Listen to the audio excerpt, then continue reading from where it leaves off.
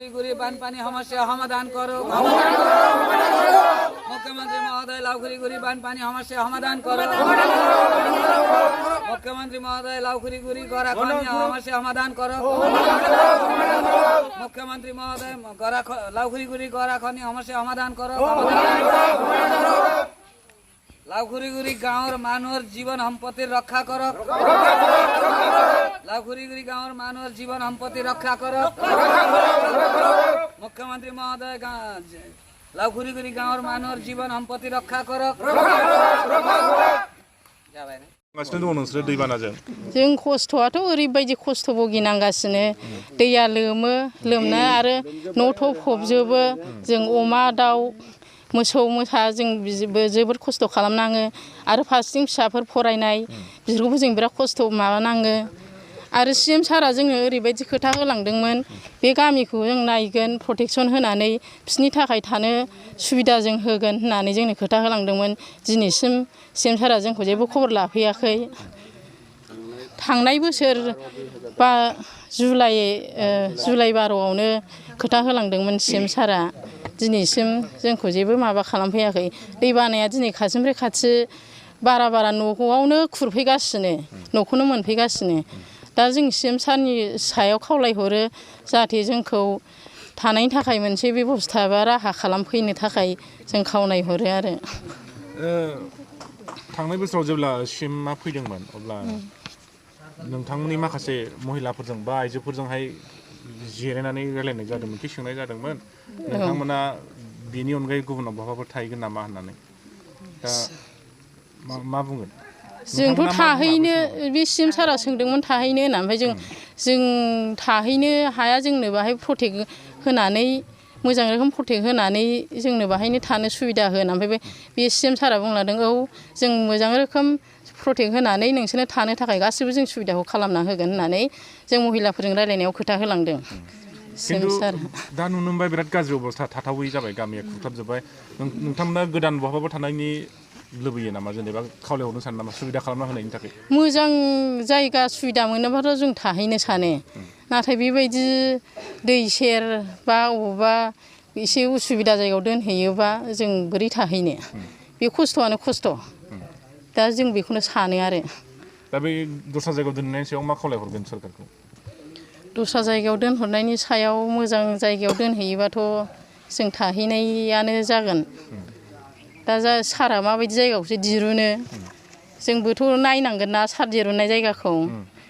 जों थानो हाथाव बायदि जायगाखौ मोनोबा जों थाहैगोनबो थाहैथाव जायगाखौ सारा दिरुनोबा।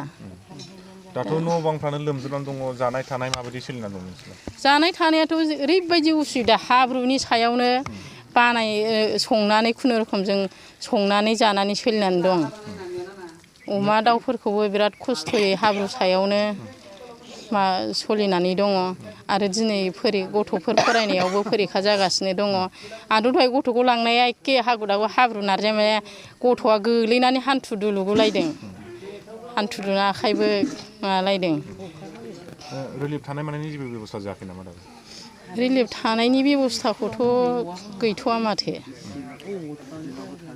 सोरखारनि बिथिंनिफ्राय माबाफोर नायखावफैनाय मानाय बेफोर खालामना खालामाखै? सरकार बिथिंनिफ्राय मैया आइस फैदोंमोन नामा? आइस फैदोंमोन ओमफ्राय ओरै मेम्बारफोरजों मा रायलायलांखो जों इसेबां खबर लाथ'नाय जायाखै आरो।